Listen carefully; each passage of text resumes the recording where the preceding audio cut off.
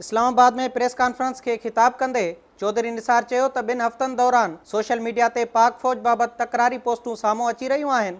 हुन चयो त उहे पोस्टूं ॾिसी ॾाढो हैरान थियो, जिन में इंतहाई तौहीन ते ॿधल ॿोली इस्तेमाल कई वई। जो कुछ सोशल मीडिया पे देखा वो मेरे लिए हैरान को नहीं था, परेशान को नहीं था। और मेरा ख्याल है कि आप में से अक्सर ने वो कुछ नहीं देखा जो मैंने देखा है। ब्लास्फेमी के हवाले से भी मेरे वहमो गुमा में नहीं था कि जिस किस्म का ब्लास्फेमस मटेरियल सोशल मीडिया पर फैलाया गया है वो ब्लास्फेमी नहीं थी। वो मेरे पास अल्फाज नहीं है। मैंने आपको बताया कि जब वो मेरे सामने आया बुकलेट तो पहले सफ़े के बाद मैं दूसरा सफ़ा नहीं, बल्कि पहला सफ़ा भी पूरा नहीं पढ़ सका। उसमें इतनी गंदगी थी। संदस चवण हो त पाक फौज बाबत तौहीन ते ॿधल पोस्टूं को पाकिस्तानी नथो करे सघे। पीटीआई वारा जेकॾहिं तौहीन ते ॿधल पोस्टूं ॾिसनि हा त सोशल मीडिया मामले ते रोडनि ते अचण जी धमकी न ॾियनि हा। जब मैंने कहा था, मेरे ये अल्फाज थे कि हमारे ईमान से बढ़कर हमारे लिए कोई चीज़ नहीं, और अगर ये लोग बाज ना आए तो हम सख्त तरीन एक्शन लेंगे। मैंने ये नहीं कहा बंद करेंगे, मगर एक ऑप्शन होता है। तो दूसरे या तीसरे दिन पीटीआई की तरफ से आया कि हम तो सड़कों में निकल आएंगे।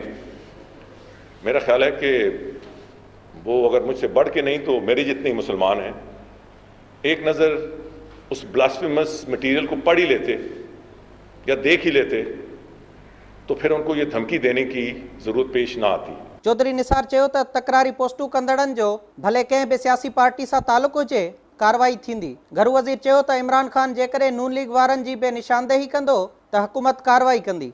हुन चयो त सोशल मीडिया जी अहमियत जो संदसि समेत सभिनी खे एहसास आहे। सोशल मीडिया गैर मुनज़म फोरम आहे, उन में को ज़ाब्तो या एहतसाब नाहे। वफ़ाक़ी घरू वज़ीर चयो त सोशल मीडिया ते आम राय ठहंदी आहे, उन्हीअ करे उन ते छुड़वागी कंदड़नि ते नज़र रखण जी ज़रूरत आहे। सोशल मीडिया की अहमियत का मुझ समेत हर एक को एहसास है,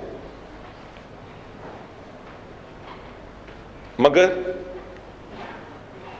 जिस तरह हर इदारा, हर डिपार्टमेंट, हर ऑर्गेनाइजेशन, हर हुकूमत, हर अपोजिशन के कुछ रूल्स हैं, कुछ एसओपीज हैं, अकाउंटेबिलिटी है, वो सोशल मीडिया में नहीं है। हुन चयो त तकरारी पोस्टनि जे हवाले सां अञा का गिरफ़्तारी न कई वई आहे, पर न क़बूलण जोॻो मवाद रखंदड़नि खे कानून जे कटेड़े में आंदो वेंदो। संदसि चवण हो त फ़ोन ऐं लैपटॉप जी फॉरेंसिक बाद गिरफ़्तारियूं कयूं वेंदियूं। चौधरी निसार चयो त social media account mobile number सां ठहणु घुर्जे, हू उन में कुझु तब्दीली आणणु चाहिनि था। हुन चयो त हू सोशल मीडिया ते ईंदड़ गंद खां नौजवान नसल खे बचाइणु चाहिनि था। हिकु सवाल जे जवाब में चौधरी निसार चयो त हू सोशल मीडिया ते हमिलो न पिया कनि, उन खे ज़ाब्ते में आंदो वेंदो। हुन चयो त सोशल मीडिया बाबति एसओपीज़ लाइ स्पीकर खे चयो वेंदो। जेकॾहिं एसओपीज़ ते इतफ़ाक़ थिए थो त खेसि को एतिराज़ नाहे।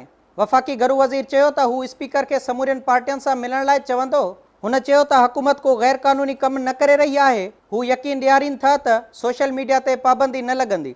चौधरी निसार चयो त डॉन लीग्स कमेटी जे सिफ़ारिशनि ते अमल शुरू थी वियो आहे। उहा रिपोर्ट कुझु ॾींहं अॻु पधरी कई वई हुई। वफ़ाक़ी घरू वज़ीर चयो त मुतहदा सरबराह जा रेड वारंट कानून मूजिबि जारी कया वेंदा। हुन चयो त पीबीए मेंबरनि सां मुलाक़ात में गॾिजी हलण ते इतफ़ाक़ थियो आहे।